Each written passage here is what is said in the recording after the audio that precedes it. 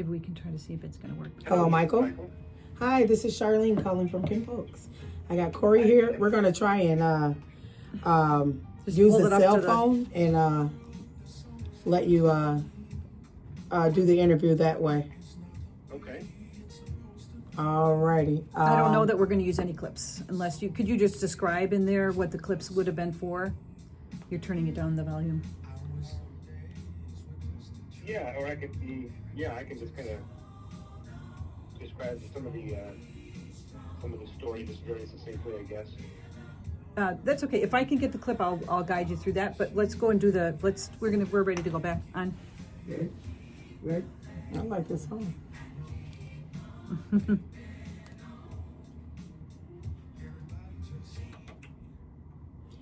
Hi, welcome back to Kim Folks. This is Charlene Albergren, and I have Corey Houston here as my co-host, and we are on the line here with Michael Jahr, who has made this wonderful documentary of the history of the Republican Party for just the history of the party, and I'm going to actually let him tell the background of the documentary. Michael, can you hear me?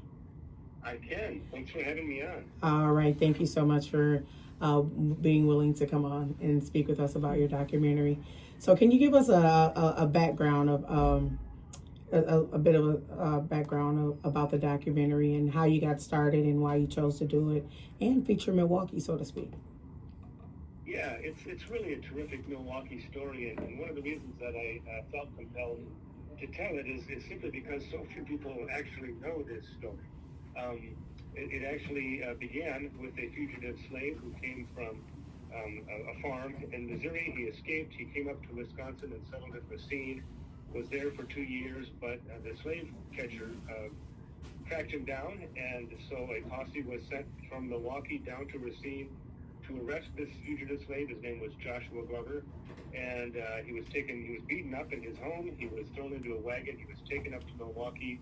This is in March of 1854, and thrown in jail, and he was going to be returning to a life of bondage, except for the fact that the abolitionist community in Racine got wind of his arrest.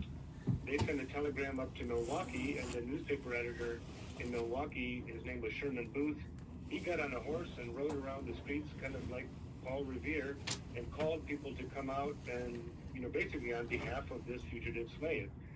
So about 5,000 people showed up at the courthouse on March 10th, 1854, right in it's now Cathedral Square in Milwaukee, but it was Courthouse Square at the time, and they demanded that Joshua Glover be given some due process, that that they don't just turn him around and send him back to enslavement, but they actually give him his rights and make sure that, and how do you know this gentleman isn't a free man, and so on. So when the officials would not turn him over, the crowd took matters into their own hand. They took a wooden beam from a construction site. They battered down the courthouse door. They rushed in. They grabbed Joshua Glover. They put him on a carriage, and they hid him in the Underground Railroad in Wisconsin for about 3 or 4 weeks. And then they finally got him on a ship out of Racine Harbor through the Great Lakes and got him to Canada, where he lived the rest of his life in freedom. But it was 9 days after Joshua Glover was rescued that about 50 people gathered in a little white schoolhouse in Ripon, Wisconsin, not far away, and said, we need a new political party in this nation. And they came out calling themselves Republicans. They were, the one thing that unified them was their opposition to slavery. And as we know, just a few years later, Abraham Lincoln would be the first Republican president, and that led to emancipation. Well, it led to secession, and then Civil War, and then ultimately to emancipation. So it's just a great Wisconsin story. Milwaukee's right at the center of it, and we just felt like it needed to be told. So we've done a mini documentary, but we're currently working on the full-length documentary. All right, so you've done a mini documentary already. Where can we see this at, or can we pull it up online somewhere? Yeah, the best place is to go to our website. It's www.lasfilm.com, and LAS is for Liberty at Stake, which is the name of the film. So www.lasfilm.com. film.com, and right at the top of the website is the video itself. It's about 12 minutes long. I've shown it all around, and boy, it's just been very well received. It's very, very powerful. Wow. So thank you for giving us that history on that documentary.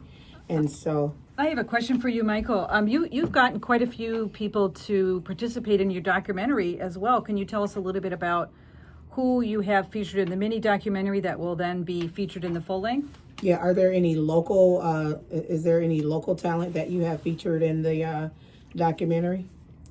Sure. And are you looking for more local talent?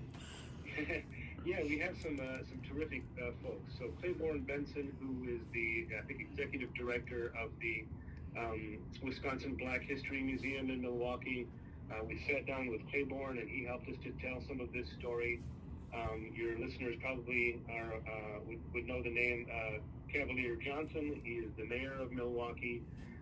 He was great and sat down with us and just talked about why it's so important to tell this story, not just from a Milwaukee angle, but just because it's such a great story for our young people to hear and be aware of, and they're not teaching this story anymore. Rebecca Clayfish, who is the former lieutenant governor of Wisconsin. So we were able to tap into some local expertise to help us kind of tell the story, and then as we work on the full-length documentary, we're now expanding to other folks. So we're going to be talking to Robert Baker in Milwaukee in a couple of weeks. He wrote the book, The Rescue of Joshua Glover, and is a law and history professor. And we're going to actually travel to St. Louis and travel to Toronto and kind of cover Joshua Glover's journey from when he escaped and all the way to when he passed away at the age of 80 in Toronto. And there's a park that's named after him and dedicated to him, to his memory in Toronto itself. So we're going to be talking to experts around the country to continue to tell this story, which we hope to have on Netflix and Prime and other streaming platforms, as well as stations like PBS and so on. So that's our ultimate goal. Wow, that is just awesome there. And the names that you brought up, Rebecca Clayfish, Cavalier Johnson, sounds bipartisan to me. So you mean that we all got in the same room, we're able to work together and get some things accomplished, huh, without fighting, huh?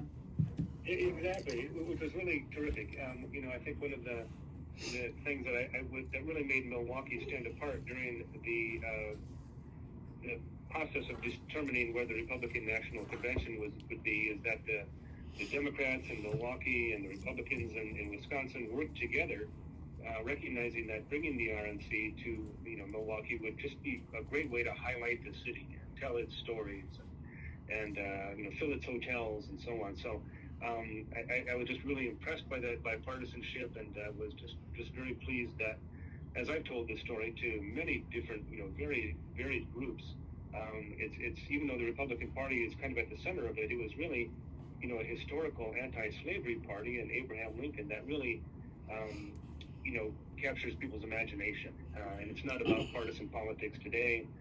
It's really just about some amazing historical things that took place right here in our state within 10 days in March of 1854. Wow, that's awesome. Corey, do you have any questions for Mr. Jahr? No, I really appreciate that you came on. You said that it went through I had a clip and I don't have it queued up, but you said it went up to the Wisconsin Supreme Court. Could you expand on that?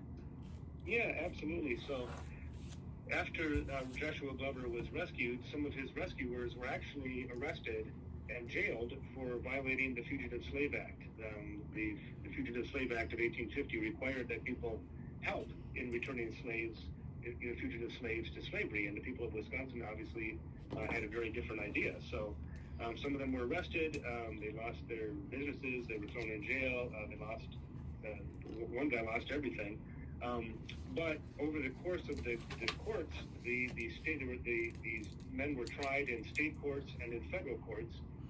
Ultimately, the Supreme Court of Wisconsin ruled that the Fugitive Slave Act was unconstitutional and would not be enforced in Wisconsin, which is it's one of the things that in the short video Mayor Johnson talks about. Just the fact that not only people on the street, the people in Racine and the people in Milwaukee, but all the way up to our highest court basically the people of Wisconsin said, we are not going to be a part of returning people to slavery, and so basically we're the only state that nullified that ruling or that federal law. Is that part of the reason that this was such an intriguing story for you? Obviously your connection with Wisconsin, but also just to be such a historical moment? Yeah, I think Joshua Glover's story in and of itself is an amazing story, but then it really was a catalyst for other events. It really it got a lot of national coverage, so it kind of helped rip the fabric even more between the North and South. People in the South were angry that people would rescue what they saw as their property. They were angry that a new party that was dedicated to the opposition of slavery would be started when slavery, they thought, was such an important part of their economy. So it really, and then the court decision, of course, made people in the South even more angry. How can the state, say that they're going to violate federal law? And so Wisconsin's, very principled position for liberty really was, just moved us closer to civil war, and of course the Republican Party that was declared here in Ripon. Once Abraham Lincoln was elected, it really set things in motion. Well, thank you so much for taking the time to explain this. And that website again is... What was the name of the documentary again? Sure, it's Liberty at Stake, the Joshua Glover story. Okay. And the website is www.lasfilm.com, and it is a nonprofit project, so if people want to come to our website and make a donation to help us tell this story, we'd be very grateful. Okay, are you doing a casting call here in Milwaukee as well? We're looking at actually probably doing animation as opposed to reenactments. Oh, okay. So if people know some good animators out there, we'd love to hear from them. Alrighty. Well, we'd like to thank you so much for your time. I believe I definitely like the story and believe in what you're doing, and just keep going, and thank you again. Thanks for having me on. You're welcome. Have a great day. You too.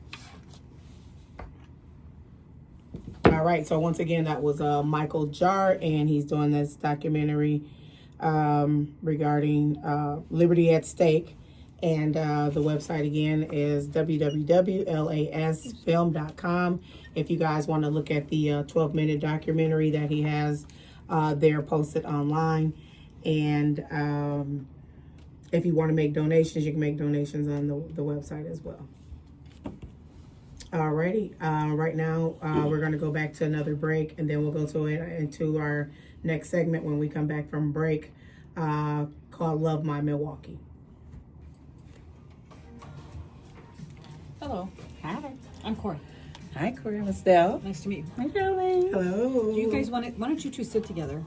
And then, because then you'd be in the frame. Hmm? I only have one right here. I only have that wine. That's as wide as it is. You want me in the frame? Okay. You and her together, yeah. Okay. I don't know. I want to hear about it, but Okay. let's just switch. Because then you'll be in the camera. Okay. Y'all like my sweatshirt? 1776. That's nice. USA. USA. USA. Remove this big coat. I'm sorry. Oh, that's Yeah, okay. let me know when you're ready and situated. I love your coat. Thank you. I have to pick up my son.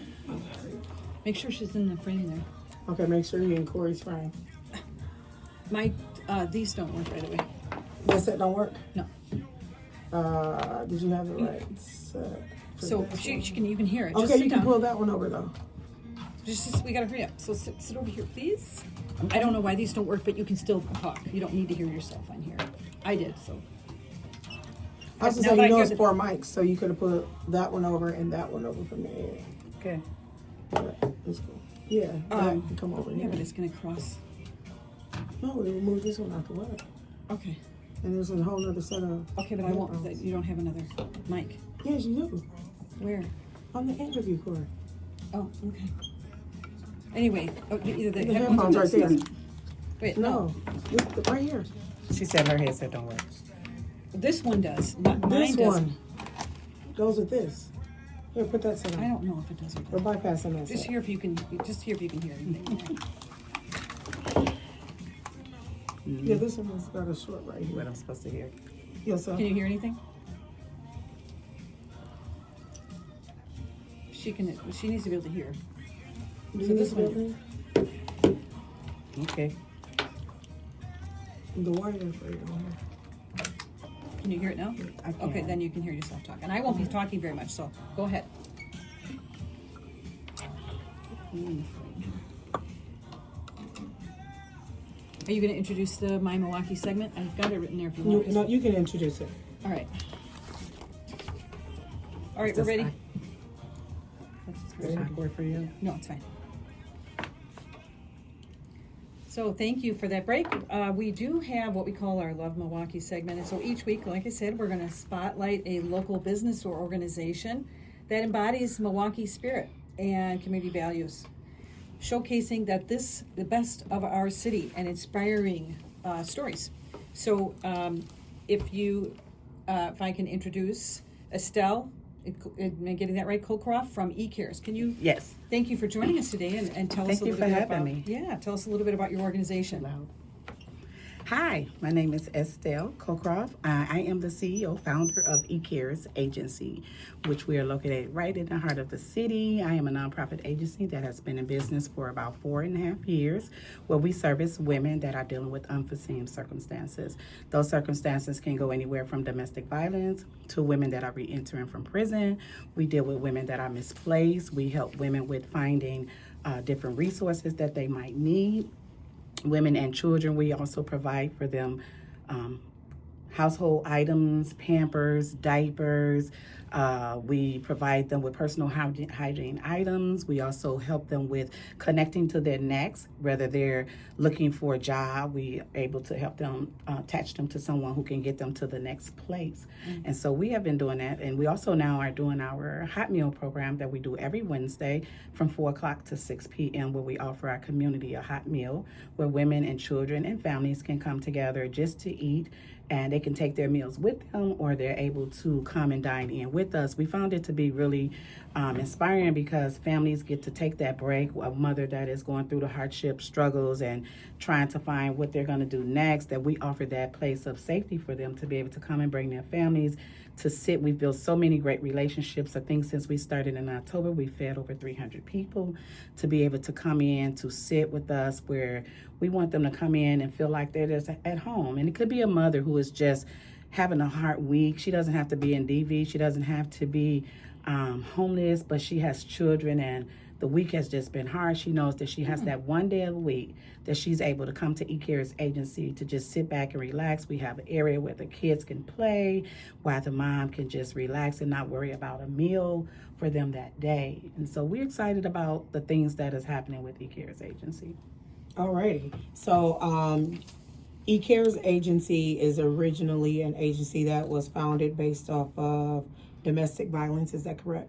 Yes, it was founded off of domestic violence as well as women re-entering from prison. And so what I found out, one of the things that birthed my business out is most of the things that I serve is I am a survivor of those things. So I am a survivor of domestic violence. I moved from Chicago, Illinois, running from DV with my 3 small children.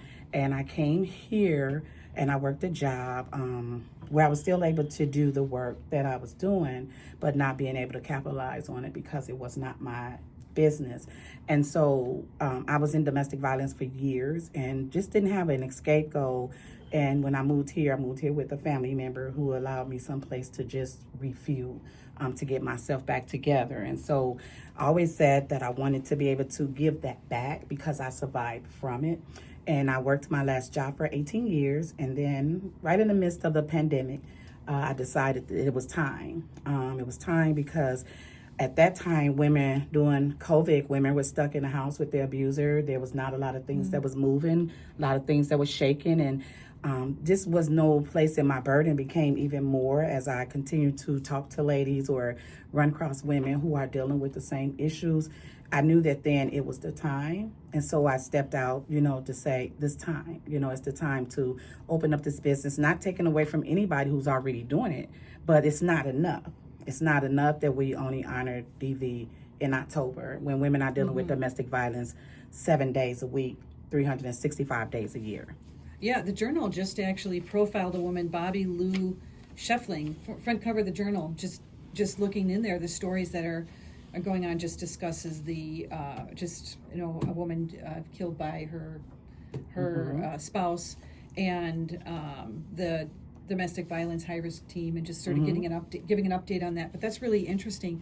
So, do you have corporate sponsors, or how can people get involved if they believe in your mission and want to help? We are always looking for sponsors. Sometimes it's those little businesses that kind of get a little looked over because we don't have the exposure. So I'm really grateful for this opportunity to be able to get some exposure, to be able to let others know that we are here, that we are looking for sponsors. We are looking for families who's willing to step in and say, hey, I can donate clothes. I can donate personal hygiene items. We have women that come into our shelter. Our shelter is one of the shelters, too, that are open 5 days a week and on call on the weekends. And so we're not just taking people coming in on certain days where there's shelters or pantries that's open.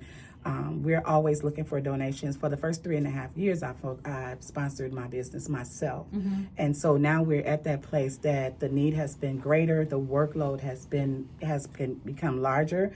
And so now we are looking for sponsors to be able to help us to carry that load, because everybody can't do everything, but everybody can do something. And so if we would look out and see the need is so great, because one day it could be your sister, it could be your mother, it could be one of your neighbor or somebody that you know, and we all have our various jobs that we do and other things that we do.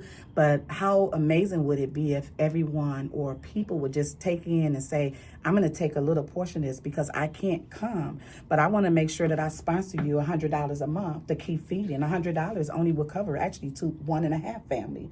So imagine one person doing it on their own, but continuing, because I believe so much in the vision. So yes, you can go to our website, check us out at www.ecares. Sharing is caring, and there's a place where you can donate, or you can reach us at our local office at 414-249-5555, where you can say, hey, I'm interested in being a sponsor. We're getting ready to move into our first housing, where we're able to house mothers, to be able to say, hey, this mother doesn't have a place to stay. And I was talking to somebody today. I said, imagine you in that place. You're a mother, you're homeless, you have 2 small babies who is dependent on you, and you're trying to figure it all out, and you don't have any place to go to figure that out, right? And so I got to look for a job. I might have court orders saying I have to do parenting classes, I have to do this. And on top of that, now I got to still get to a shelter before it closed, because I don't know if I actually have a seat. And so we have been privileged with enough that someone has offered a space that we're able to house women and their children, where they'll be able to stay in our program for 90 days, and we will help them to get back on their feet. And if they don't make it to 90 days, we extend it a month after, up until 6 months. But it's in our hopes that during that time that we're able to get them to their next place, where they're able to come and then get programming. Why do they always say, for me, eCares Agency is a one-stop drop. You come in, you can get you some food, you can get you some clothing. We're not going to ship you off. We are partnered with 211, so we are listed with 211 as well. And we want to be able to let our voices be heard. My business is eCares Agency. My name is Estelle, and it simply just means Estelle Cares. And we just need enough. And when I was coming out of that lifestyle, I moved here with 3 small kids. There were community centers that I was able to go to. There was places that I was able to go get food for my kids. And I remember days of my refrigerator being my back porch. And so when people come to eCares, I might not offer you the degree that the system states that you should have, but I do offer you the life experience of that compassion, of knowing that when you hit eCare's door, you're going to be in a family, a community of a family, as someone who actually cares about what you're doing with. Wow. And I just want to say I commend you on your story, Mrs. Sale, and I think it's amazing. And I just think you are such an example of turning your pain into purpose. Not many people are willing to share their story and actually admit that they are the victim of something. And with you sharing your story also allows other people to want to come forward and tell their story of the domestic violence survival. So I definitely want to say I commend you, and thank you for sharing your story. And also, so I think it's important to tell, our relationship. So when I met you, when I met Mrs. Steele, I was also going through not necessarily domestic violence, but she's also a minister. And so going to some counseling or therapy sessions with Mrs. Steele regarding things that had transpired in my life. And then when I learned about her eCares agency and how she just really lived the mission and supported the mission, and she's just that walking example, and it made me want to get on board with what she was doing. And so I became a board member. I'm definitely a sponsor of the agency, and just to keep, being that, pay it forward, being rewarding to the community, and that just so that she can further her cause. And we also take volunteers. Yeah. And so if somebody wants to volunteer their time as well as donate money, we definitely she's a 501c3. Yes. So it is tax deductible. It is the end of the year. So anything that you contribute to eCares is a tax deductible donation. It's a 501c3. Can you tell them the website again, Mrs. Sale? The website that you can go to is www.ecares. Sharing is caring. And yes, we are 501c3. It is deductible for you to be able to, I always say, you just give it a loan, you'll get it right back, And so, and it's so important, because when I stepped into a nonprofit, I really didn't realize what nonprofit really was, how deep that was, where you're really not profiting. And someone said, well, why are you doing it and you're really not profiting? Because I could work a regular job. I could go to work. I have enough degrees. I have enough qualifications that I can do a number of things. But I chose to do this because I really believe that it's not enough. It's not enough of me out here to be able to offer those services. We're in every zip code. We're not biased about what zip code you come from. If I can help you, then I'm going to do that. I have survived most of the things that I have because I do come from a praying background. My mom, I was raised as a Christian. So I do believe in the power of prayer, and I also believe in the power of purpose. And when you know that you have survived so many things because of it's your purpose, you owe it to yourself and you owe it to your maker, whoever that might be for you, to give that back into the community. I have daughters, I have granddaughters, and I wouldn't want my daughter or granddaughter to go through this without having someone there to lean on. There were times when I didn't think I would survive domestic violence. There were times that I did not think that I would survive struggling to raise my children by myself as a single mom, trying to raise 3 kids, put food on the table. And a lot of times we're in a place now that we say, and it's a cliche that I hate, that people say, well, if you want to do, if you don't have to be in that relationship. But that's really hard to say when you haven't been there. Right. If you have never been in an abusive relationship, I'm also a recovering drug addict. I deal with those that are dealing with substance abuse. Right. I am a recovering drug addict. And people say, if people wanted to get out, they could get out. Well, it's not really that easy once you get attached. I do deal with those that are dealing with depression. I survived suicide. I survived those things. I survived those things because I believe that God had a fire calling on my life to be able to let another woman know that you can make it through these storms. We talk about it a lot. I mostly think of it as like women are the golden goose. Like they lay the golden eggs, and not just because they have the children, but because what we talk about it, Charlene, about how they're the lawyer, the mom, the dad, the butcher, the baker, the candlestick maker. They're everyone. You're everything. Absolutely. And in some ways, unless you're told, look at how resilient you are. Even though if you feel like I've had these things have happened to me. And one of the things we use when we talk about it is the idea of like a mosaic. Those are just pieces, but those pieces together make you who you are. It does. And it is beautiful that you're a mosaic that is, yes, there's some brokenness there. There's some broken brokenness. Pieces are made into something collectively beautiful. And I think any organization that can tell women, look, you are good enough, you are resilient, look at what you have made it through. And look at what you're called to do. I think about that caterpillar who started off as a caterpillar. But that caterpillar, once it goes through the pruning process, it becomes a beautiful butterfly. And so no matter what we're facing in our life, no matter how hard things get, I've been to my lowest place in life. I've been to where I was seconds away from death, or trying to take my own life away because life had got so hard. And, and I didn't know how to escape that feeling from being abused, to being molested, to being mistreated, from having a low self-esteem, from getting with guys who didn't value who I was, but I found out the fact that I really didn't value who I was because I didn't know how to, because I had always been around so much of the negative. I was raised in a good home. My mom is an amazing woman, my dad, my siblings, but there was a piece of me that was missing. And my job, I believe my purpose is to help women find that missing piece, to let them know that no matter how hard things get, you have a way of escape. You know, we're here to help you to make it through that place of darkness. I lost a client due to domestic violence last year. Young mom was with me one day. Next day she went home, went back to her offender. And that was the last we saw of her. And she left 3 small children. You know, they're fighting for their lives because if we don't have a door to open up for them, then the next thing they're going to do is go back to what's familiar to them. And so that was the only place that they can go. She could go was back to the only person who was going to open the door for her because family cut you off. Friends tired of dealing with you crying. So now all I have is to go back to that manipulator, that abuser. And so that's why eCares exists. And that's why it's important that we get your sponsorship. That's why it's important that you sow into nonprofit agencies or smaller agencies that's serving the community. It's not enough to sit in the back room and talk about it anymore. We have to step up. Do you have, and I want to find out, Charlene, we may be having to wrap it up, but do you have like a storage?